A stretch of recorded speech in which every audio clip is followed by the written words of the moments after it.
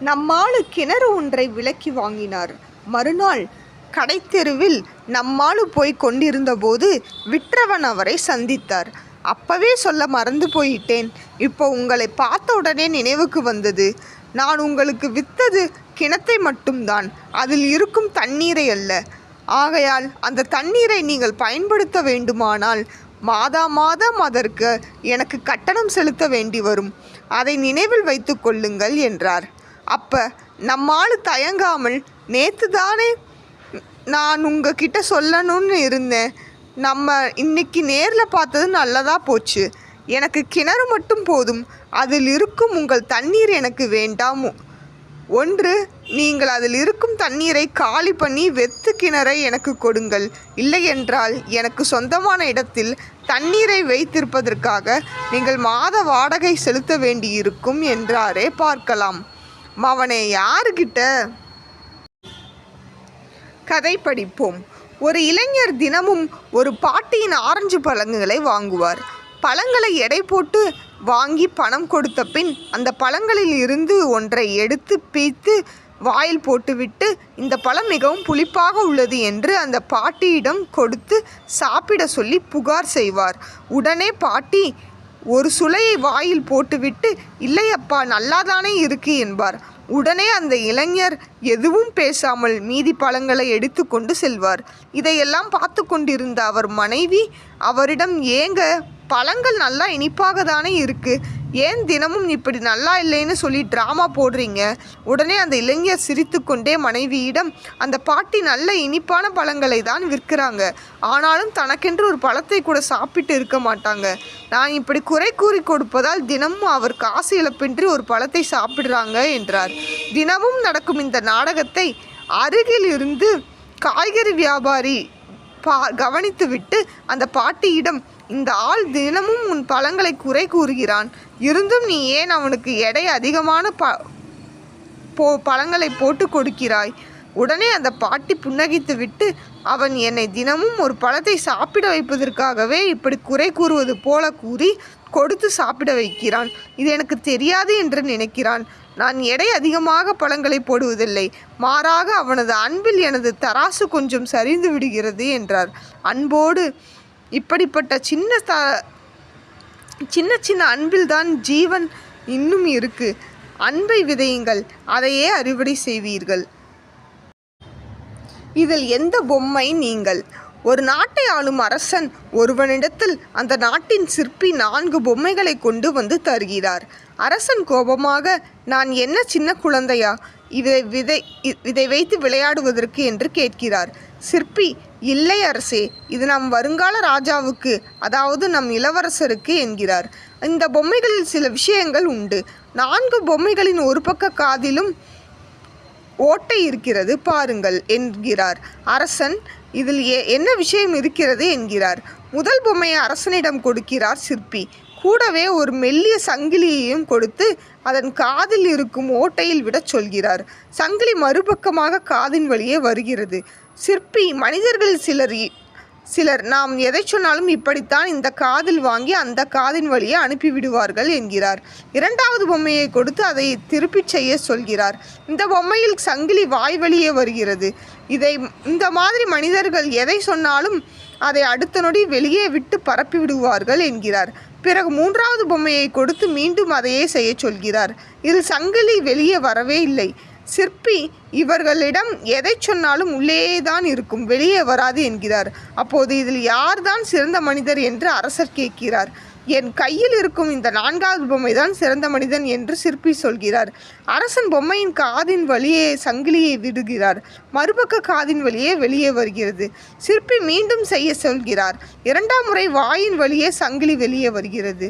3ஆம் முறை வரவே இல்லை. சிற்பி, 4வது பொம்மை போன்ற மனிதர்கள் தான் நம்பகமானவர்கள். அவர்கள் முழுமையாய் நம்பலாம். எங்கு பேச வேண்டுமோ அங்கு பேசி, எங்கு கேட்க வேண்டுமோ அங்கு கேட்டு, எங்கு அமைதி காக்க வேண்டுமோ அங்கு அமைதி காப்பார்கள் என்று விளக்கம் கூறினார்.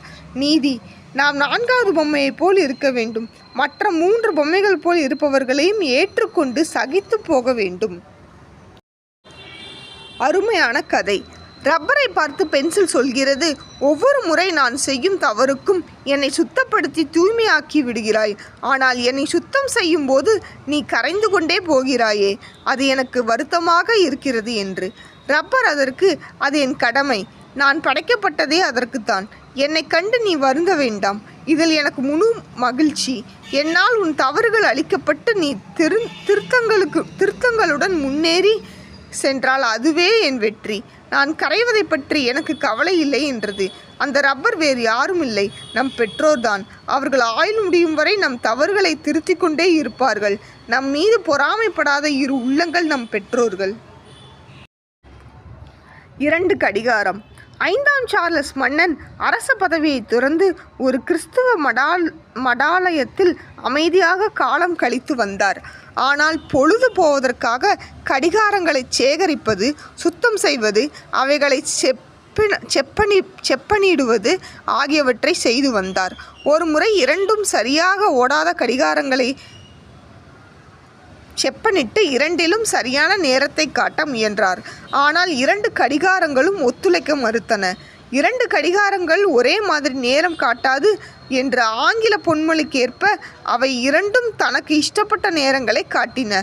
உடனே அருகில் நின்ற உதவியாளரிடம் மன்னர் சொன்னார், என்ன மடமை, 2 கடிகாரங்களை கூட ஒன்றாக ஓடச் செய்ய முடியாத நான் ஆட்சி செய்த காலத்தில் ஆயிரக்கணக்கானோரை ஒரே மாதிரி நினைக்கவும் செயல்படவும் வேண்டுமென்று எதிர்பார்த்தேனே என்றார். நீதி, அவரவர் வழியில் அவர்கள் சிறப்பானவர்கள். நம் வழிக்கு கொண்டு வர நினைத்தால் முட்டாளாவோம். அருமையான கதை. ஒரு அடர்ந்த காட்டில் 2 தூக்குடாங்குருவிகள் மரத்தின் மீது ஒரு கூடு கட்டி வசித்து வந்தன. ஒரு நாள் இறை தேட அவை 2ம் வெளியே சென்றிருந்த சமயத்தில் ஒரு சிட்டுக்குருவி பறந்து வந்து தூக்குடாங்குருவியின் கூட்டுக்குள் நுழைந்து கொண்டது. சிறிது நேரத்திற்குள் ஒரு தூக்குடாங்குருவி பறந்து வந்தது. கூட்டுக்குள் தலையை நுழைத்தது. கூட்டுக்குள் சிட்டுக்குருவி இருப்பதை பார்த்துவிட்டு, குருவி அக்கா, எங்கள் வீட்டில் நுழைந்து எனக்கு இடமில்லாமல் பண்ணிவிட்டாயே, தயவு செய்து வெளியே போய்விடு என்று கெஞ்சி கேட்டுக்கொண்டது. போடி போ, உன்னால் முடிந்ததை பார்த்துக்கொள். இனிமேல் இது என் வீடு, நான் இதை விட்டு போக மாட்டேன் என்று குருவி மறுத்துவிட்டது. தூக்குடாங்குருவி அங்கிருந்து வருத்தத்துடனும் யோசனையுடனும் பறந்து போனது. சிட்டுக்குருவி கூட்டில் ஹாயாக உட்கார்ந்து அப்படி போடு அப்படி போடு என்று ஜாலியாக பாடிக்கொண்டிருந்தது. திடீரென்று தூக்குடாங்குருவிகளின் கூட்டம் பறந்து வந்தது. ஒவ்வொன்றும் ஈரமண்ணை அருகில் கொத்தி வந்து கூட்டின் வாசலை கொஞ்சம் கொஞ்சமாக அடைத்து பூசின. கூட்டின் வாசல் குறுகி கொண்டே போனது. முதலில் சிட்டுக்குருவியின் கழுத்து, பிறகு தலை, கடைசியாக அழகு என்று தெரிந்து கொண்டே வந்து கடைசியில் ஒன்றுமே தெரியவில்லை. தூக்குடாங்குருவிகள் சிட்டுக்குருவியை கூட்டுக்குள் வைத்து அடைத்து பூசிவிட்டு பறந்து போயின. அடுத்தவர் பொருளுக்கு ஆசைப்பட்டால் இதுதான் கதி என்று தாமதமாக உணர்ந்த சிட்டுக்குருவி அந்த கூட்டுக்குள்ளேயே மூச்சு அடைத்து இறந்து போனது. படித்ததில் மிகவும் பிடித்தது. ஹோட்டலில் ஒருவர் சாப்பிட்டு முடித்த பின் சொன்ன யோசனை இது. அவர் சாப்பிட்டு முடித்த பிறகு நேரடியாக ஹோட்டல் உரிமையாளரிடம் பணம் கொடுத்துவிட்டு இதை கூறுகிறார். அது என்னவென்றால், ஐயா, உங்கள் ஹோட்டலின் 4 சுவர்களிலும் சிக்கன் வறுவல் படமும் வறுத்த மீன் படமும் இட்லி, தோசை, பூரி, வடை மற்றும் இலையில் சோறு, கறி வைத்தார் போல் புகைப்படங்களை ஒட்டியுள்ளீர்களே, இவற்றையெல்லாம் நீக்கிவிட்டு மீனவர்கள் மீன் பிடிப்பதை போன்ற படங்களை வையுங்கள். மீன் உண்பவர்கள் அந்த மீனவனை நினைத்து பார்த்து உண்ணட்டும். பால் கறப்பதை போன்று ஒரு மாட்டின் புகைப்படத்தை ஒட்டி 2 வயது வரை மட்டும்தான் நாம் அனைவரும் தாய்ப்பால் குடித்தோம். அதற்கு பிறகு வாழ்நாள் முழுவதும் நாம் குடிக்கும் டீயிலும் காப்பியிலும் இருப்பதெல்லாம் இந்த மாடுகளின் பால் தான் என்று எழுதி போடுங்கள். டீ காப்பி குடிப்பவர்கள் அந்த மாடுகளை இணைத்து பார்த்து குடிக்கட்டும். மேலும் நீங்கள் இந்துவோ கிறிஸ்துவோ முஸ்லிமோ என்று உண்ணும் தினசரி உணவை எந்த கடவுளும் உங்களுக்கு தரவில்லை.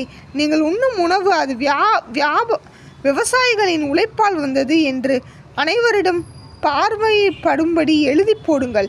ஏனென்றால் விவசாயிகளை காப்பாற்ற வேண்டிய கட்டாயத்தில் நாம் இருக்கிறோம் என்ற கோரிக்கைகளை எல்லாம் நான் வைத்தபோது உடனடியாக அதை ஏற்றுக்கொண்டு இன்னும் 1 வாரத்தில் இந்த புகைப்படங்களை எல்லாம் நீக்கிவிட்டு நீங்கள் சொன்னதை போன்று மாற்றி அமைக்கிறேன் என்று வாக்கு தந்துள்ளார் அந்த நல்ல மனிதர். இதையே அனைத்து உணவகத்திலும்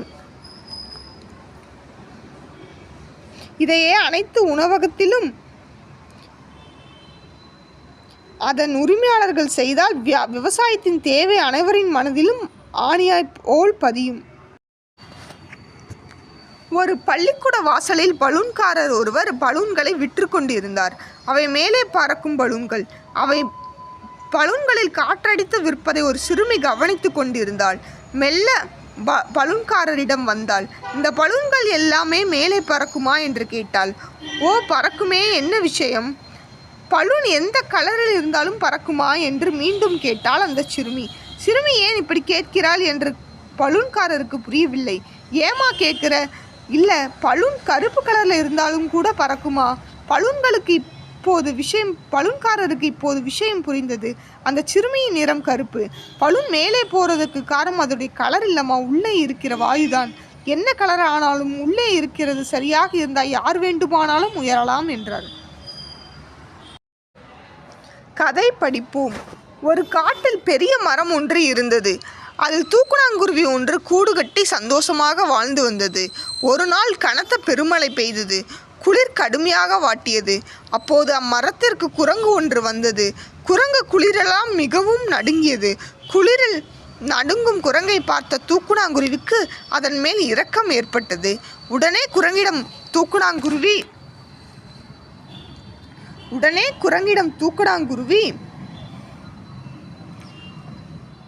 உனக்கு கை கால்கள் இருந்தும் இப்படி மழை, குளிர், வெயில் போன்றவற்றினால் ஏன் கஷ்டப்படுகிறாய்?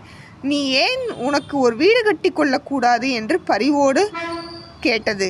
ஆனால் அதனை கேட்ட குரங்கு, ஊசி மூஞ்சி மூடா, நீ வல்லவனுக்கு புத்தி சொல்கிறாயா? எனக்கு வீடு கட்டுற சக்தி இல்லை, அதை பிரித்து எரிகிற ஆற்றல் உண்டு, இதோ பார் என்று சீறி குருவியின் கூட்டை பிரித்து பீத்து எரிந்து விட்டது.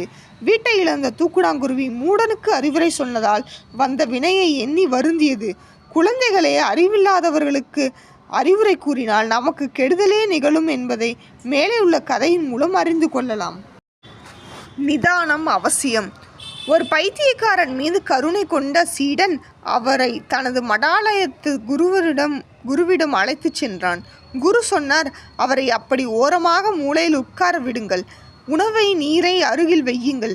ஆனால் உண்ணும்படி கூற வேண்டாம். பசித்தால் அவரே எடுத்து சாப்பிடுவார். அவருக்கு எந்த உதவியும் செய்ய வேண்டாம். நீங்கள் யாரும் கண்டுகொள்ளவும் வேண்டாம் என்றார். அவர் கத்துவார், கற்களை வீசுவார். ஆனால் அவரை யாரும் அங்கு கண்டுகொள்ளவில்லை. சீடர்கள் அவரவர் வேலைகளை பார்த்தனர். அந்த பைத்தியக்காரருக்கு எதிர்வினையாற்றுவது இல்லாது போனது. நாட்கள் நகர்ந்தன. ஒரு நாள் அமைதியாக குருமுன் வந்த பைத்தியக்காரன், எனக்கும் தியானம் சொல்லி தருவீர்களா என்று கேட்டான். இது இன்றும் திபெத்திய புத்த மடாலயங்களில் நடக்கும் சிகிச்சை முறை. எதிர்வினையாற்ற யாரும் இல்லை என்றால் அவர் அமைதியாகி விடுகிறார் என்கிறார்கள் திபெத் லாமாக்கள். மற்றவர் பார்க்கவில்லை என்றால் பைத்தியக்காரத்தனங்கள் வளர்ந்து கொண்டே போகாது. தர்க்கம் பண்ணாதீர்கள். நம்முடைய பேச்சை தர்க்கத்திற்கு தீனி, நம் அமைதியே அதற்கு பட்டினி. அமைதியாக இருங்கள், எல்லாம் சரியாகும். ஒருவேளை சரியாகவில்லை என்றாலும் பரவாயில்லை, நீங்கள் சரியாக இருப்பீர்கள். நிதானம் நீளமானது. தன்னம்பிக்கை கதை. ஒரு முயல்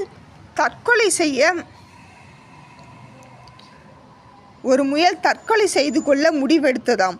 ஆம், முயல் என்ன செய்யும் பாவம்? ஒரு பக்கம் வேடன் விரட்டுகிறான், இன்னொரு பக்கம் நாய், மறுபக்கம் புலி என எந்த பக்கம் திரும்பினாலும் எதிரிகள் துரத்துகிறார்கள். சரி, இனி நாம் வாழ தகுதியற்ற விலங்கு என்று முடிவெடுத்தது முயல். பின்னர் எப்படியெல்லாம் தற்கொலை செய்யலாம் என சிந்தித்து பார்த்தது. இறுதியாக குளத்தில் குதித்து தற்கொலை செய்து கொள்வோம் என்று எண்ணி குளத்திற்கு சென்றது முயல். அப்போது முயலின் வருகைக்கு அஞ்சி அங்கு குளத்தின் கரையில் இருந்த தவளைகள் குளத்துக்குள் தாவின. அதை கண்டு முயல் சிந்தித்தது, அட, நம்மை பார்த்து பயப்பட இந்த உலகில் உயிரினங்கள் உள்ளனவா என்று ஆச்சரியப்பட்டு தன் தற்கொலை முடிவை மாற்றிக்கொண்டு தைரியத்தை வரவழைத்து கொண்டு தன்னம்பிக்கையோடு வாழ ஆரம்பித்ததாம். தற்கொலை செய்து கொள்வதற்கு கூட வலிமையான மனம் வேண்டும். அவ்வளவு வலிமையான மனம் இருந்தால் நாம் ஏன் மாய்த்து கொள்வது பற்றி என்ன வேண்டும்? வாழ்ந்துதான் பார்ப்போமே. கதை படிப்போமா. ஒரு நாள் எறும்பு தரையில் மெல்ல ஊர்ந்து சென்று கொண்டிருந்தது. அப்போது பூரான் அதன் அருகே வந்தது. நண்பா, நான் வருவதை கூட கவனிக்காமல் எங்கே சென்று கொண்டு இருக்கிறாய் என கேட்டது. எறும்பு பூரான் நண்பா, உன்னை கவனித்து கொண்டிருந்ததால் என் கடமையை நான் சரிவர செய்ய முடியாதே என்று சொன்னது. அப்படி என்ன முக்கியமான கடமை என்று பூரான் கேட்டது. மழை காலத்திற்கு தேவையான உணவை வெயில் காலத்திலேயே தேடி சேர்த்து வைப்பதுதான் என் கடமை என்றது எறும்பு. உன்னிடம் பேசி கொண்டிருந்தால் என் கடமையை செய்ய முடியாது என்று கூறி எறும்பு சென்று விட்டது. பூரானுக்கு எறும்பு மேல் வருத்தம். ஆனால் எறும்பு மட்டம் தட்டியே தீர வேண்டும் என்று நினைத்து கொண்டது. அடுத்த நாள் எறும்பு வரும் வழியில் நின்று, எறும்பே, கடமையை சரிவரச் செய்வதால் மட்டும் நீ வல்லவனாக முடியாது. உன்னால் என்னை போல் வேகமாக ஊர்ந்து செல்ல முடியுமா? அப்படி வந்தால் நீ என்னை விட வல்லவன் என ஒத்துக்கொள்கிறேன் என்றது. அதற்கு எறும்பு மிக அமைதியுடன், பூரானே, உன்னளவுக்கு வேகமாக என்னால் ஊற முடியாது. அந்த தைரியத்தில் நீ பேசுகிறாய். ஆனால் நான் செய்யும் சில காரியங்களை உன்னாலும் செய்ய முடியாது. அதனால் யார் வலியவன் என்ற பரீட்சையெல்லாம் வேண்டாம் என்று திரும்பவும் கூறியது. பூரானோ, அப்படி என்ன சாகசத்தை நீ செய்கிறாய் என கேட்டது. எறும்பு பூரானை ஒரு தண்ணீரின் தொட்டியின் மேல் அமர்ந்து வேடிக்கை பார்க்க சொன்னது. கரையின் அருகில் இருந்த ஒரு துரும்பில் ஏறி தண்ணீரில் விழுந்து அந்த துரும்பை பிடித்து கொண்டு தண்ணீரை மிதந்தது. பூரானை பார்த்து, உன்னால் இப்படி செய்து காட்ட முடியுமா என்று கேட்டது. பூரான் அப்போதுதான் தனது தவறினை உணர்ந்து பின்பு பூரான் எறும்பிடம் மன்னிப்பு கேட்டு சிறந்த நண்பனாக திகழ்ந்து வாழ்ந்தது. எல்லோருக்கும் சில வலிமைகளும் சில இயலாமைகளும் இயற்கையிலேயே உண்டு. கதை படிப்போம். ஒரு சின்ன குட்டையில் தண்ணீர் குறைவாக இருந்தனால் அதிலிருந்த மீன்கள் தண்ணீருக்காக பரிதவித்து இருப்பதை பார்த்தார் ஒரு சாமியார். அந்த வழியாக தண்ணீர் எடுத்துக்கொண்டு போன கிராமத்து ஜனங்களிடம் மீன்களுக்கு கொஞ்சம் தண்ணீர் கேட்டார்.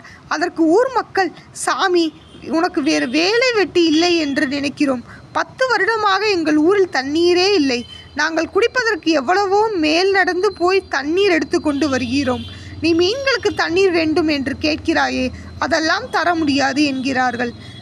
தண்ணீர் எங்கே கிடைக்கும் சொல்லுங்கள் என்று கேட்டுக்கொண்டு 10 மைல் நடந்து போய் தம் கமண்டலத்தில் தண்ணீர் கொண்டு வந்து குட்டையில் கொட்டினார்.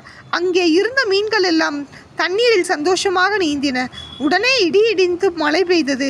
இந்த மாதிரி ஒரு சிறிய தர்மத்திற்கே மழை வளைக்க முடிகிறதே. 10 வருடமாக தண்ணீரே இல்லை என்றால் நீங்கள் எவ்வளவு தான தர்மம் செய்ய தவறிவிட்டீர்கள் என்றார். நீதி: எங்கு தான தர்மங்கள் சரியாக செய்யப்படுகிறதோ அங்கு தண்ணீர் பஞ்சம், உணவு பஞ்சம் வராது. உயர்ந்த ஆசை: பணக்கார இளைஞனின் விலை உயர்ந்த கார் நின்று கொண்டிருந்தது. ஏழை சிறுவன் ஒருவன் எட்டி நின்று அந்த காரை ஆசையுடன் பார்த்து கொண்டிருந்தான். சிரித்துக்கொண்டே அந்த இளைஞன் சொன்னார், இது என் அண்ணன் எனக்கு பரிசளித்தது. சிறுவன் முகத்தில் வியப்பு. உனக்கு அப்படி ஒரு அண்ணன் இருந்திருக்கலாம் என்று ஆசைப்படுகிறாயா? இளைஞர் கேட்டார். சிறுவன் சொன்னான், இல்லை, அப்படி ஒரு அண்ணனாக வளர வேண்டும் என்று விரும்புகிறேன். எப்போதும் எண்ணங்கள் உயர்வாக இருக்கட்டும். கதை படிப்போம்.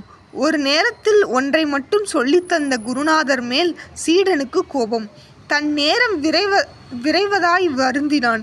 அவனுக்கு விஷயங்களை புரிய வைக்க நினைத்த குரு கூண்டில் அடைக்கப்பட்ட 10 கோழிகளையும் திறந்து விடச் சொன்னார். சீடன் திறந்து விட்டான்.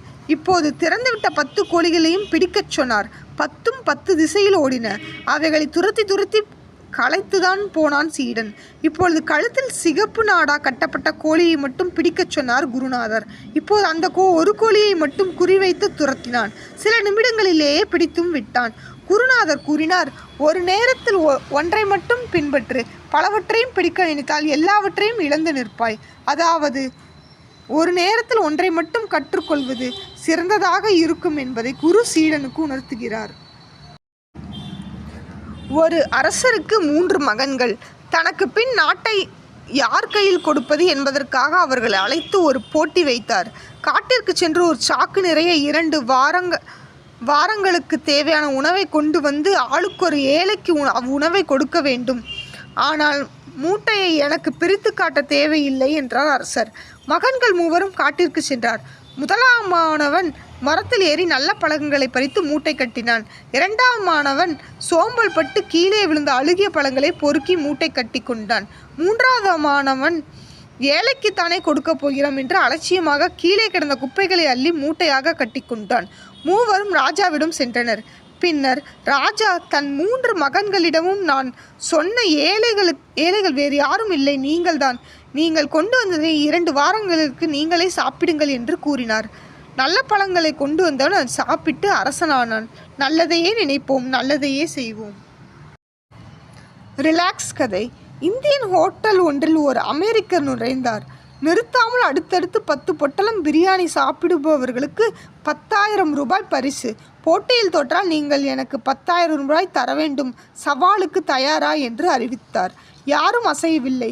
நம்மால் ஒருவர் மட்டும் எழுந்து அவசரமாக வெளியே போனார். 20 நிமிடம் கழித்து திரும்பி வந்தார். பந்தயத்துக்கு நான் தயார் என்றார்.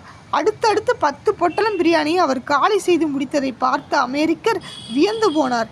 சொன்னபடி பரிசுத் தொகையை கொடுத்துவிட்டு, ஆமாம், எதற்காக முதலில் எழுந்து வெளியே போனீர்கள் என்று கேட்டார்.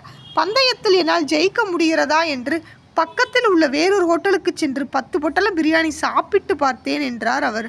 மயங்கி விழுந்தார் அமெரிக்கர். யாருகிட்ட? நாங்கள்லாம் அப்பவே அப்படி. புத்தர் ஒரு கிராமத்தில் தங்கியிருந்தார். அப்போது அவரை பார்ப்பதற்கு ஒரு இளைஞன் வந்தான்.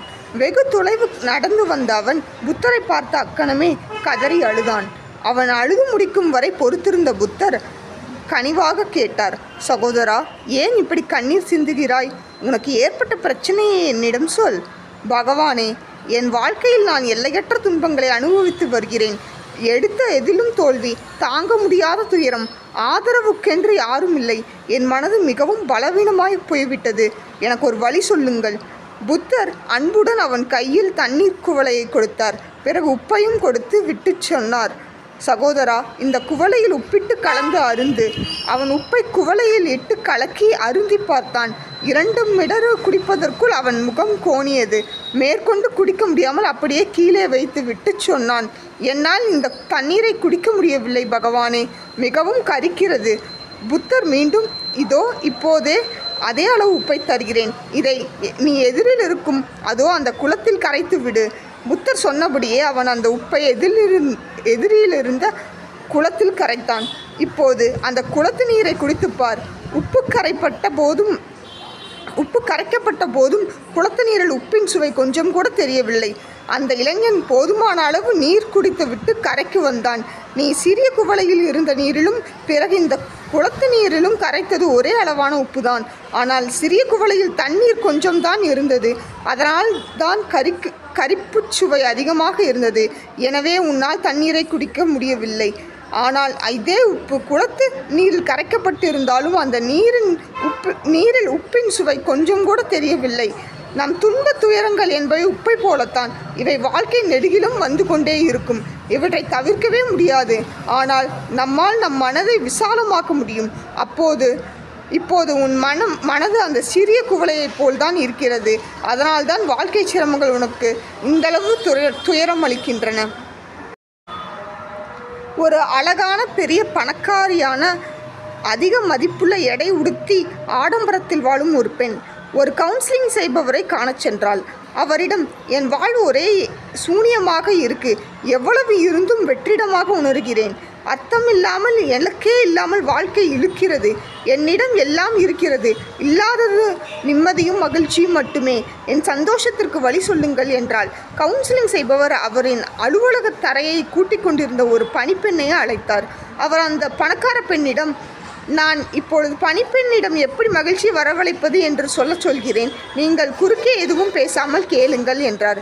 பணிப்பெண்ணும் துடைப்பத்தை கீழே போட்டுவிட்டு ஒரு நாற்காலியில் அமர்ந்து சொல்லத் தொடங்கினாள். என் கணவர் மலேரியாவால் இறந்து 3வது மாதம் என் மகன் விபத்தில் இறந்து போனான். எனக்கு யாரும் இல்லை, எதுவும் இல்லை. என்னால் உறங்க இயலவில்லை, சாப்பிட முடியவில்லை, யாரிடமும் சிரிக்க முடியவில்லை. என் வாழ்க்கை முடித்து கொள்ளலாம் என நினைத்தேன். இப்படி இருக்கையில் ஒரு நாள் நான் வேலை முடித்து வரும்பொழுது ஒரு பூனை என்னை பின்தொடர்ந்தது. வெளியே சில்லென்று மழை பெய்து கொண்டு இருந்தது. எனக்கு பூனையை பார்க்க பாவமாக இருந்தது. அதை நான் என் வீட்டில் உள்ளே வர செய்தேன். மிகவும் சில்லென்று இருந்ததால் நான் அதற்கு குடிக்க கொஞ்சம் பால் கொடுத்தேன். அது அத்தனை பாலையும் குடித்துவிட்டு என் கால்களை அழகாக வருடி கொடுத்தது.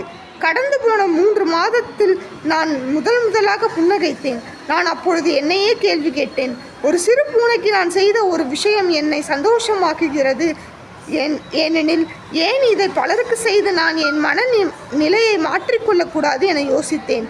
அடுத்த நாள் நோய்வாய்ப்பட்டிருந்த என் அடுத்த வீட்டு நபருக்கு உண்பதற்கு கஞ்சி கொடுத்தேன். அவர் அடைந்த மகிழ்ச்சிக்கு அளவே இல்லை. அவரை மகிழ வைத்து நான் மகிழ்ந்தேன். இப்படி ஒவ்வொரு நாளும் நான் பலருக்கு உதவி செய்து மகிழ நானும் பெரும் மகிழ்வுற்றேன். இன்று என்னை விட நிம்மதியாக உறங்கவும் உணவை ரசித்து உண்ணவும் யாரேனும் இருக்கிறார்களா என்பதே சந்தேகம்.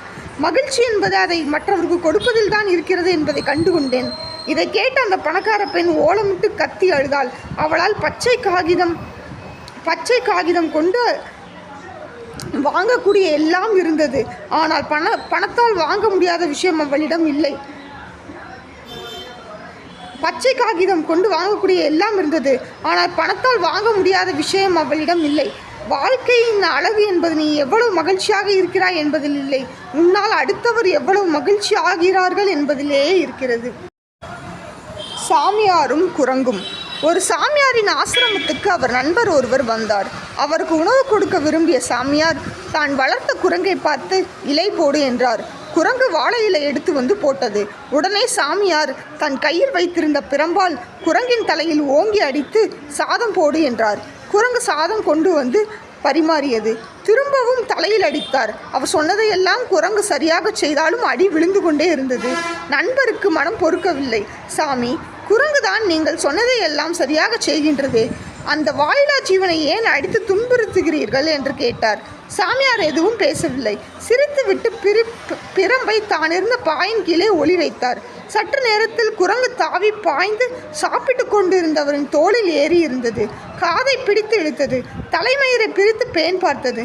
சாப்பிட்ட இலையில் வாளை தொங்க விட்டு ஆட்டியது. உடனே சாமியார் நண்பர், ஐயோ சாமி, இந்த குரங்கின் தொல்லை தாங்க முடியவில்லை, அடி போடுங்கள் என்றார். நண்பர் உடனே சாமியார் பிரம்பை எடுத்து குரங்கின் தலையில் அடித்தார். அது போய் ஒரு மூலையில் அமைதியாக இருந்தது. உடனே சாமியார் சொன்னார், இந்த குரங்கை போலத்தான் மனித மனங்களும். நாம் சொன்னதையெல்லாம் மனம் கேட்டு நடக்கின்றதே என்று விட்டுவிடக்கூடாது. சற்று ஓய்வு கொடுத்தாலும் மனிதனின் மனம் தாவத் தொடங்கிவிடும் என்றார். இது வாரியார் சொன்ன கதை. ஒரு ஊரில் வாழ்ந்து வந்த மிகப்பெரிய பணக்காரர் ஒருவர் பூசணிக்காய் மேலுலாசையில் பக்கத்து வீட்டில் விளைந்த பூசணிக்காயை திருடி விடுகிறார். இது ஊரார் அனைவரும் அறிய அவர் பெயர் பூசணிக்காய் திருடன் என்று மாறிப்போனது. அவர் வீட்டு பெயரே பூசணி திருடர் வீடு என்று மாறிப்போனது. பல தலைமுறைகள் கழித்தும் பெயர் மாறவில்லை. இப்பொழுது அந்த வீட்டில் அவர் பேரன் வாழ்ந்து வருகிறார்.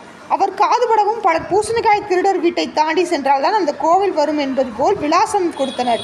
இதை கேட்ட அந்த பணக்கார தாத்தா, தெரியாமல் செய்த தவறுக்காக நாம் ஏன் திருடர் பட்டத்தோடு வாழ வேண்டும் என்று எண்ணி ஒரு ஞானியை நாடி சென்றார். அவரிடம் நடந்ததை கூறி திருத்தம் கேட்க ஞானி அவர் கூறினார், உன் வீட்டில் தினம் 100 பேருக்கு சாப்பாடு போடு என்று சொல்லி அனுப்ப அவரும் போட ஆரம்பித்தார். ஒரு வாரத்தில் அவர் காதுபட கேட்டார். அந்த தச்சர் வீடு எங்கே உள்ளது என்று கேட்க ஒருவர் கூறினார், அங்கே ஒரு சோறு போடுற ஐயா வீடு உள்ளது, அதில் இருந்து 3வது வீடு என்று விலாசம் கூறினார். மிகவும் மகிழ்ச்சியுடன் திரும்பினார். விளக்கம்: பூசணிக்காய் திருடியதை சோறு ஓட்டு நல்ல பெயர் வாங்கி மறைத்தார். தவறு செய்து மறைத்தல் அல்ல, இது நல்லதை செய், தவறு தானாக மறையும் என்பதே கருத்து. பலமே கருணை. குருகுலத்தில் குரு சீடர்களும் பாடம் நடத்தி முடித்ததும் பாடத்தில் சந்தேகம் இருந்தால் கேட்கலாம் என்றார். ஒரு சீடன், நாம் காணும் இந்த உலகம் நல்லதா இல்லை கெட்டதா என்று கேட்டான். அவர் அந்த சீடனிடம் எதிர்கேள்வியாக, நீ பூனையை பார்த்திருக்கிறாய் அல்லவா, அதன் பல்லால் நன்மையா தீமையா என்று கேட்டார். தான் கேட்ட கேள்விக்கு பதில் சொல்லாமல் இப்படி எதையோ கேட்கிறாரே என்ற குழப்பத்துடன் விழித்தான் சீடன். அவனது தவிப்பை புரிந்து கொண்ட குருவே இதற்கு பதிலளித்தார். தாய்ப்பூனையின் பற்கள் கருணையின் இருப்பிடம். ஏனென்றால் குட்டி தாயை சார்ந்து இருக்கும்போது தன் பல்லாலேயே மென்மையாக கவ்வி தூக்கிச் செல்லும். ஆனால் எலிக்கு அதன் பற்கள் விரோதி. இதுதான் உன் கேள்விக்கும் பதில். எதுவுமே நல்லதுதான், அதே நேரம் எதுவுமே கெட்டதுதான். அவரவரை பொறுத்து நன்மையும் தீமையும் மாறிக்கொண்டே இருக்கும். அதுபோல உலகம் என்பது நாம் கடந்து கொள்வதை பொறுத்து நல்லதாகவும் கெட்டதாகவும் காட்சியளிக்கும் என்றார். சீடனுக்கு குருவின் பதிலும் புரிந்தது, உலக நடப்பும் புரிந்தது. ஒரு மாந்தோப்பு வழியாக அப்பாவும் மகனும் சென்று கொண்டிருந்தனர். மகன் அப்பாவின் தோளில் அமர்ந்திருந்தான். அவன் தோட்டக்காரனுக்கு தெரியாமல் 2 மாங்காயை திருடினான். விஷயம் அறிந்த அப்பா மகனின் திறமையை அறிந்து மகிழ்ந்தான். மாங்காய் என பட்டப்பெயரால் அழைத்தான். சிறுவன் வளர்ந்து வாலிப பருவம் அடைந்தான். அவனோடு சேர்ந்து திருட்டு குணமும் வளர்ந்தது. அரண்மனையில் திருடும் அளவிற்கு துணிந்தான். ஒரு நாள் ராணியின் விலை உயர்ந்த வைர மாலை காணாமல் போனது. திருடனை பிடிக்க மன்னர் உத்தரவிட்டார். காவலர்கள் காட்டில் ஒளிந்திருந்த மாங்காய் திருடனை பிடித்து நகையை மீட்டனர். மன்னர் நடத்திய விசாரணையில் மரண தண்டனை விதித்தார். அவனை கொலைக்களத்திற்கு கொண்டு சென்ற வேளையில் அந்த திருடனின் பெயரோடு சேர்ந்திருக்கும் மாங்காய் பற்றிய விவரம் கேட்டார் மன்னர். மன்னா, சிறுவனாக இருந்தபோது என் அப்பாவின் ஆதரவுடன் மாங்காய் தோட்டக்காரனுக்கு தெரியாமல் திருடினேன். அன்று முதல் என் அப்பா மாங்காய் என செல்லமாக அழைத்தார். இன்று பெரிய திருடனாகி அதற்குரிய விலையாக உயிரையே இழக்கப் போகிறேன் என அழுதான். அதை கேட்டு அனைவரும் பிள்ளைகளை சரியாக வழிநடத்த வேண்டும் என்ற உண்மையை உணர்ந்தனர். வெற்றிக்கான சூத்திரம். வெற்றியாளர் ஒருவரை முறைத்து பார்த்து கொண்டிருந்தார் ஒருவர். முறைத்தவர் முகத்தில் எப்போதும் இறுக்கம், சிரிப்பே இல்லை. தனக்கு அறிவுரை சொன்ன வெற்றியாளரிடம் வெறுப்புடன் கேட்டார், நீங்கள் வெற்றி பெற்றிருக்கிறீர்கள், எனவே மகிழ்ச்சியாய் இருக்கிறீர்கள். என் போல் தோல்வியை தழுவியிருந்தால் தெரியும். வெற்றியாளர் சொன்னார், இல்லை நண்பரே, நான் வெற்றி பெற்றதால் மகிழ்ச்சியாய் இல்லை, மகிழ்ச்சியாய் இருப்பதால் வெற்றி பெற்றேன். வெற்றியின் ரகசியம் வெளிப்பட்டது அன்று. கதை படிப்போம். ஒரு நாட்டில் ஒரு மன்னன் இருந்தான். அவனுக்கு கடுமையான தலைவலி ஏற்பட்டது. பல ஊர்களிலிருந்தும் மிகப்பெரிய வைத்தியர்கள் வந்து பார்த்தும் வண்டியாய் மருந்துகள் சாப்பிட்டும் அந்த தலைவலி குணமாகவில்லை. ஒரு நாள் அந்த ஊருக்கு ஒரு அறிஞர் வந்தார். அவருக்கு மருத்துவமும் பார்க்க தெரியும். அவர் மன்னரை சோதித்துவிட்டு அவருக்கு ஏற்பட்ட தலைவலிக்கு கண்ணில் இருக்கும் ஒரு நோயே காரணம் என்று கூறினார். அந்த கண்களை குணப்படுத்த ஒரே ஒரு வழிதான். அந்த அரசர் பச்சை நிறத்தை தவிர வேறு எதையும் காணக்கூடாது என்று கூறிவிட்டு சென்றார். அரசன் முதலில் தன் வீட்டில் இருக்கும் அனைத்தையும் பச்சையாக மாற்றினான். தலைவலி குணமாகிவிட்டது. அந்த அறிஞர் கூறியது சரிதான். உடம்பு சரியாகவே வீட்டை விட்டு வெளியே போகத் தொடங்கினான். வெளியே போனால் இயற்கை எல்லா வண்ணங்களையும் அள்ளி தெளித்திருந்தது. ஆனால் அவற்றைத்தான் அவன் பார்க்கக்கூடாதே. நிறைய பச்சை நிற பூக்களையும் தூரிகைகளையும் கொடுத்து சில ஆட்களை நியமித்தான். அவன் போகும் வழியில் இருக்கும் ஆடு, மாடு, மனிதர், குடிசை, வண்டி, மேசை, நாற்காலி எல்லாவற்றுக்கும் பச்சை நிறத்தை அடிப்பது அவர்களுடைய வேலை. அவர்களும் மன்னர் கூறியவாறே செய்து வந்தார்கள். சில மாதம் கழித்து மீண்டும் அந்த அறிஞர் அதே ஊருக்கு வந்தார். வேலையாட்கள் அவரை தடுத்து நிறுத்தி அவர் மீது பச்சை நிறம் பூசுவதற்காக போனார்கள். அவருக்கு வியப்பாகிவிட்டது. காரணம் கேட்டார். அவர்கள் தாங்கள் அரசனின் கட்டளை இது என்று கூறினார்கள். அறிஞர் அதற்கு, என்னை உங்கள் மன்னரிடம் அழைத்துச் செல்லுங்கள் என்றார். மன்னருக்கு தன் நோயினை குணப்படுத்தியவர் மீண்டும் வந்ததைக் கண்டு ஒரே மகிழ்ச்சி. வணங்கி அவரை வரவேற்று விருந்தோம்பினான். இந்த ஊரில் அனைத்திற்கும் ஏன் பச்சை நிறம் அடிக்கிறீர்கள் என்று அவர் கேட்டார். ஐயா, நீங்கள் கூறியதைத்தான் நான் செய்கிறேன் என்றான் அவன் மிக பணிவோடு. நான் என்ன சொன்னேன் என்றார் அவர். பச்சை நிறத்தை விடுத்து வேறு எதையும் நான் காணக்கூடாது என்று கூறினீர்கள் ஐயா என்றான். அரசே, நீங்கள் அதற்கு இவ்வளவு பணத்தை செலவழித்திருக்க வேண்டாம். ஒரு பச்சை நிற கண்ணாடி வாங்கி அணிந்திருந்தால் உன்னை சுற்றி இருக்கும் பொருட்கள் எல்லாம் பிழைத்திருக்குமே. உன் பணமும் வீணாகி இராது. உன்னால் இந்த உலகம் முழுவதும் பச்சை நிறம் பூச இயலுமா என்று கேட்டார் அந்த அறிஞர். நம்மில் பலரும் இந்த கதையில் வரும் அரசனைப் போலத்தான் இன்னும் இப்படித்தான் இருக்கின்றார்கள். உலகில் உள்ளவர்களை திருத்த வேண்டும் என்றால் முதலில் நாம் திருந்த வேண்டும். இயற்கையின் கட்டளை. ஒரு பெரிய மீன் சிறிய மீன் ஒன்றை உண்ண முயற்சிக்கிறது. அப்போது அந்த சிறிய மீன், நான் உனக்கு என்ன கெடுதல் செய்தேன், ஏன் என்னை விழுங்க பார்க்கிறாய் என்று கேட்கிறது. எனக்கு எந்த கெடுதலும் செய்யவில்லை, ஆனாலும் எனக்கு உணவு வேண்டுமே, அதற்காகத்தான் உன்னை விழுங்க பார்க்கிறேன் என்கிறது பெரிய மீன். ஆனாலும் இது என்ன நியாயம் என்று வாதம் புரிகிறது சின்ன மீன். அதற்கு பெரிய மீன் நிதானமாக சொன்ன விடைதான் இன்னும் ஒரு பெரும் தத்துவமாக போற்றப்படுகிறது. இதோ பார், வெறுமனே பேசிக்கொண்டிருப்பதில் எந்த பயனும் இல்லை. உனக்கு இரண்டே வழிகள் தான் உள்ளன. உன்னை நீ காப்பாற்றிக் கொள்ள வேண்டுமென்றால் எப்படியாவது இந்த இடத்திலிருந்து தப்பித்து ஓடிவிடு. இல்லை என்றால் என்னை விழுங்கிவிடு. இரண்டையும் விட்டு பேசிக்கொண்டிருக்காதே என்பதுதான் அது சொன்ன விடை. உயிர் வாழ்களுக்கான போராட்டம் எல்லா உயிரினங்களிடத்தும் நடைபெற்று கொண்டே இருக்கிறது. ஓடு அல்லது எதிர்த்து போராடு என்பதே இயற்கையின் கட்டளை. வாழ்க்கை என்னும் வீடு. பல வருடங்களாக தச்சர் பணி செய்து கொண்டிருந்த தொழிலாளி ஒருவருக்கு தன் பணியிலிருந்து ஓய்வு பெற விரும்பினான். எஜமானிடம் தன் குடும்பத்துடன் அமைதியாக காலம் கழிக்கப் போவதாக கூறினார். இதை கேட்ட எஜமானனுக்கு அவரை விட மனமில்லை. இறுதியாக ஒரே இரு வீட்டை மட்டும் கட்டித்தருமாறு கேட்டுக்கொண்டார். அவருடைய கோரிக்கையை ஏற்றுக்கொண்ட தச்சர் வீடு கட்ட களத்தில் இறங்கினார். ஆனால் அவருக்கு வேலையில் ஈடுபாடு இல்லை. ஏனோ தானோ என்று மனம் போன போக்கில் வீட்டை கட்ட தொடங்கினார். எப்படியோ ஒரு வழியாக வீடு கட்டி முடித்தார் அந்த தச்சர். கட்டப்பட்ட வீட்டை பார்வையிடுவதற்காக எஜமான் அங்கு வந்தார். வீட்டை முழுவதுமாக சுற்றி பார்த்துவிட்டு சாவியை தச்சரிடம் நீட்டினார். நீங்கள் என்னுடன் வேலை செய்ததற்காக பரிசாக இதை வைத்துக் கொள்ளுங்கள் என்று கூறிவிட்டு சென்று விட்டார். ஒரு பக்கம் சந்தோஷம் என்றாலும் மறுபக்கம் துக்கமும் இருந்தது. தனக்கு தான் இந்த வீடு என்று தெரிந்திருந்தால் நான் இன்னும் அழகாக கட்டியிருப்பேனே என மனதிற்குள் புலம்ப ஆரம்பித்தான். தான் மோசமாக கட்டிய வீட்டில் தானே வாழ வேண்டியதாக இருக்கிறது என்று நொந்து போனான். சில மனிதர்களும் இப்படித்தான் தங்கள் வாழ்க்கையை ஏனோதானோ என்று வாழ்ந்து கழிக்கிறார்கள். தங்களுடைய திறமையை முழுமையாக பயன்படுத்தாமல் கடினப்பட்டு வாழ்கிறார்கள். திறமை காட்ட வேண்டிய சந்தர்ப்பங்களில் கோட்டை விட்டு விடுகிறார்கள். இந்த வாழ்க்கையும் நமக்காக தான் நாம் அளிக்கப்பட்டு உள்ளோம். அதை நீயே உருவாக்குகிறாய். ஒரு நாள் வாழ்ந்தாலும் அமைதியோடும் நிம்மதியோடும் வாழ்ந்துவிட்டு சென்றிட வேண்டும். அதுவே நம் வாழ்க்கைக்கு நாம் கட்டிக்கொள்ளும் வீடு. அது ஜப்பான் நாட்டின் ஒரு தீவு. அந்த தீவு மக்களுக்கு அப்படியே மீன் உணவை விரும்பி சாப்பிட படகை எடுத்துக்கொண்டு சில கிலோமீட்டர்கள் தொலைவில் உள்ள ஒரு கடற்பகுதிக்கு செல்வார்கள். அங்கிருந்து திரும்பி வர 2 நாட்கள் ஆகிவிடும். அக்குறிப்பிட்ட இடத்தில் கிடைக்கும் மீன்கள் தான் மிக ருசியானதாக இருக்கும். ஆனால் மீன் பிடித்ததும் கொண்டு வர 2 நாட்களாகி விடுவதால் அந்த மீனின் சுவை குறைந்துவிடும். மீனவர்கள் கையோடு ஐஸ் கட்டிகளை கொண்டு சென்று அதில் பதப்படுத்தி கொண்டு வந்தார்கள். ஆனாலும் மக்களுக்கு திருப்தி இல்லை.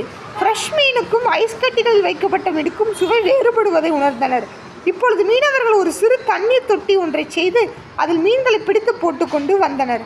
ஆயினும் அத்தனை பெரிய கடற்பரப்பில் நீந்தி கொண்டிருந்த மீன்கள் சிறிய தண்ணீர் தொட்டியில் 2 நாட்களாக சுகம்பி கிடப்பதால் மீனின் சுவை குன்றி போவதாக மீண்டும் குறை யோசித்த மீனவர்கள் புதிதாக ஒரு யோசனை செய்தார்கள். குட்டி சுறா மீன் ஒன்றை பிடித்து அந்த தொட்டிக்குள் விட்டார்கள். அந்த சுறாவிடம் இருந்து தப்பிப்பதற்காக அந்த மீன்கள் எல்லாம் அந்த தொட்டிக்குள்ளே வேகமாய் நீந்தி கொண்டே இருந்தன ஓய்வின்றி. இப்பொழுது 2 நாட்கள் கழித்து அந்த மீன்கள் முன்பு இருப்பதை விட மிகச் சுவையானதாக இருந்தனவாம். நாம் வாழ்கின்ற வாழ்க்கையையும் அப்படித்தான். வாழ்க்கை சுவைக்க கவலைகளோடு கிடக்கக்கூடாது. சுறுசுறுப்பாக ஓடிக்கொண்டே இருக்க வேண்டும். பிரச்சனைகள் என்கிற சுறா இருந்தால் மட்டும்தான் வாழ்க்கை என்ற மீன்கள் சுவையானதாக இருக்கும். பிரச்சனைகள் இல்லாவிட்டால் நாம் ஓட மாட்டோம், சோம்பியே தான் கிடப்போம். சுறுசுறுப்பாக ஓடி வாழ்க்கையை சுவையானதாக மாற்றுவோம். கதை படிப்போம்.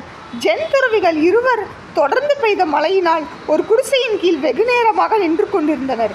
மழை நின்றதும் தங்களது இருப்பிடத்தை நோக்கி நகர்ந்து செல்லும் போது வழியில் ஒரு அழகான இளம் பெண் சாலையை கடக்க முடியாமல் தவித்து கொண்டிருந்தாள்.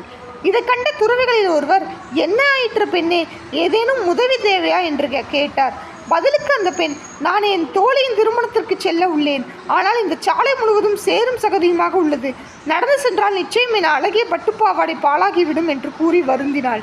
கவலைப்படாதே, என் தோள்களின் மீது ஏறிக்கொள். நீ சேர வேண்டிய இடத்தில் உன்னை சேர்த்து விடுகிறேன் என்று கூறிவிட்டு அவளுக்கு உதவி புரிந்தார். திரும்பி வரும் வழியில் தன்னுடன் இருக்கும் மற்றொரு துறவி கோபமாக இருப்பது போல அவருக்கு தோன்றியது. ஏன் என் மீது கோபமாக உள்ளீர்கள் என்று கேட்க, அதற்கு அவர், நாம் ஒரு துறவி என்பதை மறந்துவிட்டு அந்த பெண்ணை எப்படி தொட்டு தூக்கலாம்? இது தவறானது என்று உங்களுக்கு தோன்றவில்லையா என்று கேட்டார்.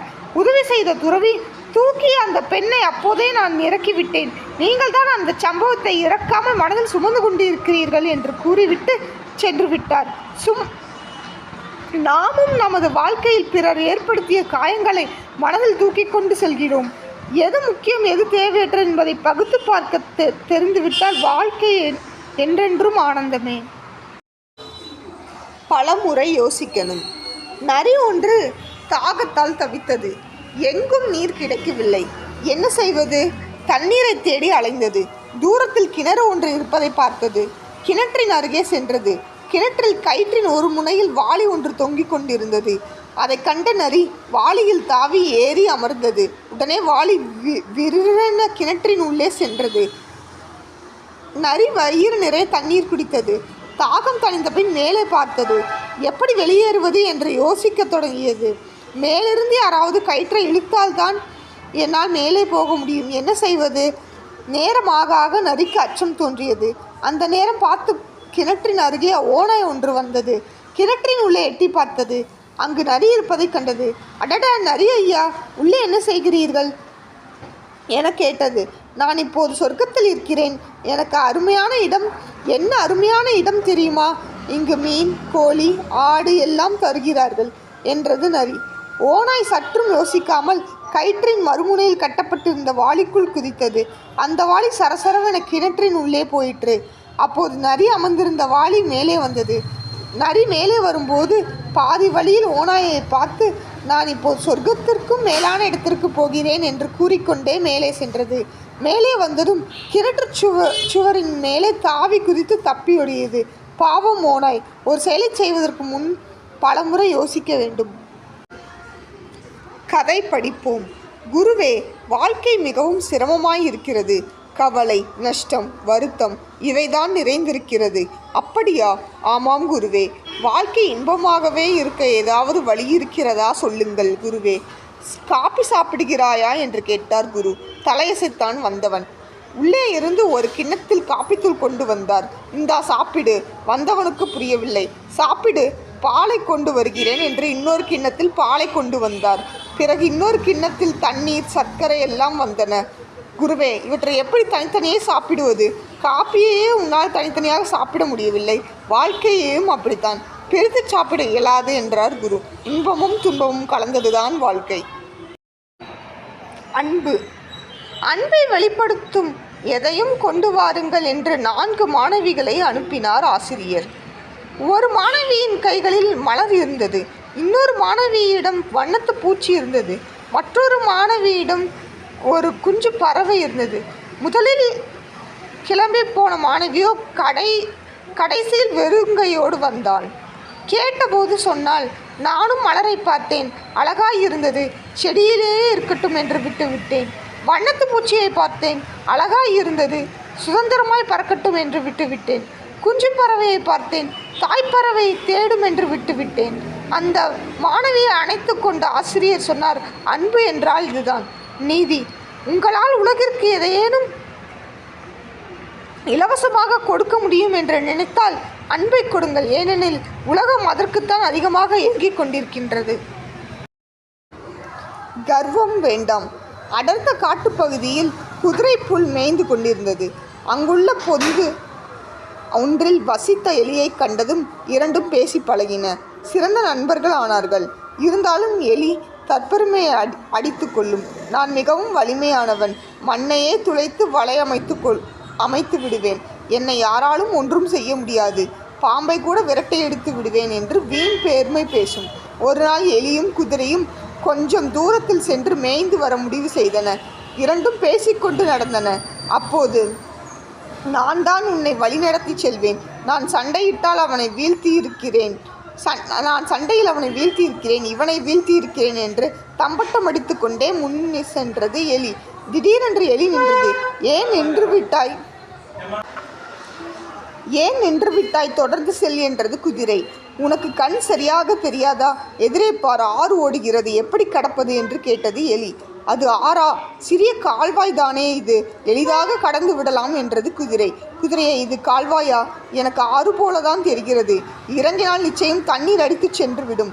நாம் இரண்டு பேரும் மூழ்கி விடுவோம் என்றது எலி. குதிரை எலியின் பேச்சை கண்டுகொள்ளாமல் கால்வாயில் இறங்கியது. எலியே, என் முழங்கால் அளவு கூட வெள்ளம் இல்லை, இதையே நீ யார் என்கிறாயே, உடனேயே இறங்கி வா என்றது குதிரை. நண்பா, உனக்கு வேண்டுமானால் இது குறைந்த தண்ணீராக இருக்கலாம். ஆனால் என் உருவத்திற்கு இது நதி போல வெள்ளப்பெருக்குதான். தயவு செய்து என்னை உன் முதுகில் ஏற்றி அக்கறையில் விடு. நான் என்னை பற்றி கர்வத்துடன் பேசியதை மறந்துவிடு என்று மன்னிப்பு கேட்டு அடங்கியது எலி. அப்படி வா வலிக்கு, இனியும் வீண் பெருமை பேசி வாழாதே என்று எலியை தன் முதுகில் ஏறி அக்கறையில் விட்டது குதிரை. இரண்டும் கர்வமின்றி நண்பர்களாக வாழ்ந்தன. கதை படிப்போம். மன்னர் அக்பரும் பீர்பாலும் நகர்வலத்தில் இருந்தனர். அப்போது எதிரில் ஒருவன் ஒரு ஒட்டகத்தை ஓட்டிச் சென்று கொண்டிருந்தான்.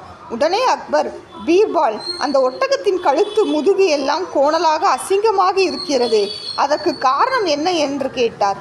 சில மாதங்களுக்கு முன் பீர்பாலின் அறிவுத்திறமையை பாராட்டி ஒரு கிராமத்தையே பரிசாக தருவதாக அக்பர் சொல்லியிருந்தார்.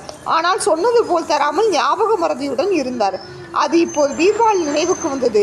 உடனே அவர், மன்னா, போன பிறவியில் யாருக்காவது கிராமத்தை பரிசாக தருவதாக கூறி பின்னர் மறந்த யாரோ ஒருவர்தான் இப்படி அவலட்சணமாக பிறந்திருக்க வேண்டும் என்றார்.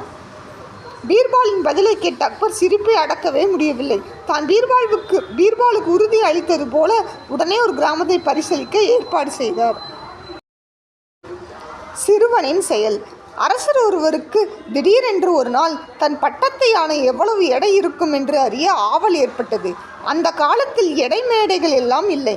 யானையை அளக்கும் அளவுக்கு பெரிய தராசும் கிடையாது. யானையின் எடையை எப்படி அறிவது என்று அமைச்சரிடம் கேட்டார் மன்னர். யாருக்கும் அதற்கான வழி தெரியவில்லை. அப்போது அமைச்சர் ஒருவரின் 10 வயது மகன், நான் இதன் எடையை சரியாக கணித்து சொல்கிறேன் என்றான். அதை கேட்டு அனைவரும் சிரித்தனர். ஆனால் அவனுக்கு ஒரு வாய்ப்பு கொடுத்தார் மன்னர். அந்த சிறுவன் யானையை நதிக்கு அழைத்து சென்றான். அங்கே இருந்த மிகப்பெரிய படகில் யானையை ஏற்றினான். யானை ஏறியதும் தண்ணீரில் ஆழ்ந்தது படகு.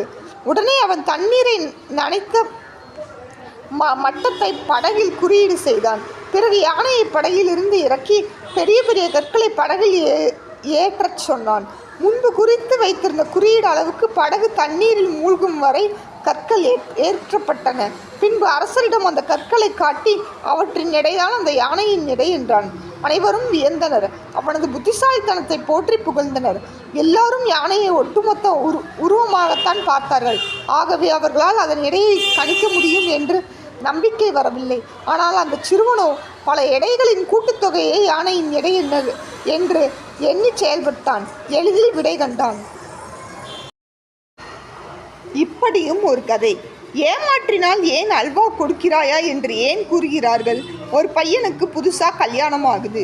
கொஞ்ச நாள் கழிச்சு வேலைக்கு போனவன் திரும்ப வரும்போது புது மனைவிக்கு ஆசையாய் முறுக்கு வாங்கி வருகிறான். அவன் மனைவி ராத்திரி 10 மணிக்கு உட்கார்ந்து கடக்கு முடக்கு சத்தத்துடன் சாப்பிடுகிறாள். அடுத்த நாள் காலையில் அவன் அம்மா சொல்றாங்க, பார்த்து வளர்த்து படிக்க வச்சு கல்யாணம் பண்ணி வச்ச ஆத்தாளுக்கு இதுவரை ஏதாவது வாங்கி கொடுத்து இருக்கிறாயா? ஆனால் நேற்று வந்தவளுக்கு முறுக்கு என்று சொல்லி மகனுடன் தனது முதல் சண்டையை ஆரம்பித்திருக்கிறார் அவனது அம்மா. அதுவரை கள்ளம் கபடம் தெரியாத அந்த பையனுக்கு ஒரு யோசனை. முறுக்கு வாங்கி போய் கொடுத்தால் தானே பிரச்சனை. இன்று முதல் மனைவிக்கு அல்வா வாங்கி போய் கொடுப்போம் என்று வாங்கி செல்கிறான். அடுத்த நாள் அம்மா ஒன்றும் கேட்கவில்லை. ஏனென்றால் அவனது மனைவி சாப்பிடும்போது சத்தம் வரவில்லை. அம்மாவை ஏமாற்ற முதலில் அல்வா பயன்பட்ட காரணத்தால் அடுத்தவர்களை ஏமாற்றுவதற்கு அல்வா கொடுப்பது என்ற பெயரும் வந்தது. படித்ததில் சிரித்தது. ஒரு குருக்களின் வீட்டு வாசலில் ஒரு கழுதை இறந்து கிடந்தது. உடனே அவர் நகராட்சி அலுவலகத்துக்கு போன் செய்தார். ஐயா, என் வீட்டு வாசலில் ஒரு கழுதை இறந்து கிடக்கிறது. தயவு செய்து அதனை அகற்ற ஏற்பாடு செய்யுங்கள். நகராட்சி அலுவலகத்தில் போனை எடுத்தவர் நக்கலாக சொன்னார், குருக்களே, முதலில் இறந்த அந்த கழுதைக்கு செய்ய வேண்டிய காரியங்களை எல்லாம் செஞ்சு முடித்துவிட்டு சொல்லுங்கள், நாங்கள் வருகிறோம். அதற்கு அந்த குருக்கள் சொன்னார், அதற்கென்ன, பேஷாக செய்து விடுகிறேன். இருந்தாலும் அந்த கழுதையோட சொந்தக்காரர்களுக்கு முதலில் சொல்ல வேண்டும் அல்லவா? அதுதான் உங்களிடம் சொன்னேன் என்றார். குரங்கு மற்றும் முதலியும். ஒரு ஊருக்கு வெளியே ஆறு ஒன்று ஓடிக்கொண்டிருந்தது. ஆற்றின் கரையில் ஒரு நாவல் மரம். அதில் இருந்த நாவல் பழங்களை தின்று குரங்கு ஒன்று உயிர் வாழ்ந்து வந்தது. ஒரு நாள் ஆற்றில் இருந்த முதலை ஒன்று நாவல் பழம் தின்று கொண்டிருந்த குரங்கை பார்த்து, நாவல் பழம் மிகவும் ருசியானதா என கேட்டது. குரங்கும், முதலியாரே, உமக்கு சில நாவல் பழம் பறித்து தருகிறேன், சாப்பிட்டு பாருங்கள் என்று நாவல் பழங்களை சிலவற்றை பறித்து ஆற்றில் வாயை பிளந்து கொண்டிருந்த முதலின் வாயில் போட்டது. முதலையும் பழத்தை ருசித்துவிட்டு குரங்கிடம் மேலும் சில பழங்களை தன் மனைவிக்கு வாங்கி சென்றது. முதலையின் மனைவி அப்பழங்களை சாப்பிட்டு விட்டு முதலையிடம், பழங்கள் மிகவும் இனிக்கிறதே, இதை பழங்களை சாப்பிட்டு கொண்டிருக்கும் அந்த குரங்கின் குரலில் எவ்வளவு இனிக்கும், அது எனக்கு வேண்டும் என்றது. முதலையின் குரங்கிடம் வந்து நயவஞ்சமாக, குரங்கே, நாவல் பழம் தந்த உனக்கு என் மனைவி விருந்திட விரும்புகிறாள், வா என்றது. குரங்கு மகிழ்ந்து முதலையின் முதுகில் உட்கார்ந்து ஆற்றின் முதலையின் இருப்பிடம் செல்ல தொடங்கியது. பாதி தூரம் வந்ததும், இனி குரங்கால் நீரில் தனித்து ஓட முடியாது என முட்டாள் குரங்கே, உண்மையில் விருந்து உனக்கல்ல, என் மனைவிக்கு தான், அவள்தான் உன் குடலை சாப்பிட விரும்புகிறாள் என்றது. சற்று நேரம் யோசித்த குரங்கு, முதலையே, அதை முதலிலேயே சொல்லக்கூடாதா? நான் என் குடலை கலட்டி மரத்தில் அல்லவா வைத்திருக்கிறேன். திரும்ப மரத்திற்கு என்னை கூட்டிக் கொண்டு போ, குடலை எடுத்து மாட்டிக்கொண்டு வருகிறேன் என்றது. முதலையும் யோசிக்காது குரங்கு உண்மை சொல்வதாக எண்ணிக்கொண்டு அதை திரும்ப மரத்திற்கு அழைத்து வந்தது. வேகமாக மரத்தில் ஏறிய குரங்கு, முட்டாள் முதலையே, குடலை உடலிலிருந்து கலட்டி மாட்ட முடியுமா? உன்னை நம்பி என்னை ஏமாற்றி விட்டாயே, நியாயமா என்று கேட்டது. முதலையும் ஏமாந்து திரும்பியது. கதை படிப்போம். குட்டி பையன் தாம்சன் ஒரு நாள் அப்பாவோடு தோட்டத்தை சுற்றி பார்க்க கிளம்பினான். சிறிது நேர விளையாட்டுக்கு பின் தான் அவன் ஒரு விஷயத்தை கவனித்தான். அங்கிருந்த மாடுகள் கவணையில் ஒரு நீளமில்லாத கயிற்றை கொண்டு கட்டப்பட்டிருந்தன. அவை உள்ளே கொட்டப்பட்டிருந்த புற்களை சிரமப்பட்டு உண்ணுவதாக அவனுக்கு தோன்றியது. ஏன் இந்த மாதிரி நெருக்கமாக மாட்டை கட்டி வச்சிருக்கீங்களே, அதுங்க பாவம் இல்லையா? உங்கள் தோட்டத்தில் தான் இவ்வளவு புல் இருக்குதே, இங்கேயே ஒரு பெரிய கயிறாக எடுத்து ஒரு மரத்தில் கட்டி வைக்கக்கூடாதா? அதுங்க கொஞ்சம் ஃப்ரீயாக சாப்பிடுமே என்றான். அவர் சிரித்தபடி, தம்பிக்காக ஒரு மாட்டை அப்படியே கட்டி வைக்கிறேன், கொஞ்ச நேரம் என்ன ஆகுதுன்னு தான் பார்ப்போமே என்று சொல்லியபடியே ஒரு மாட்டை மட்டும் அவிழ்த்து கொல்லையில் இருந்த ஒரு மரத்தில் ஒரு நீளமான கயிற்றில் கட்டி வைத்தார். வந்தவுடனேயே தாம்சன் கொல்லைக்கு தான் ஓடினான். அங்கே மாடு இருந்த கோலம் அவனை அதிர வைத்து விட்டது. மாடு புல்மையும் சுவாரஸ்யத்தில் கயிற்றுடன் மரத்தையே சுற்றி சுற்றி வந்து கயிறு முழுவதும் மரத்தில் சுற்றி கொண்டு விட்டது. இப்போது அடுத்த அடி கூட எடுத்து வைக்க முடியாமல் மூச்சு திணறியபடி தவித்து கொண்டிருந்தது.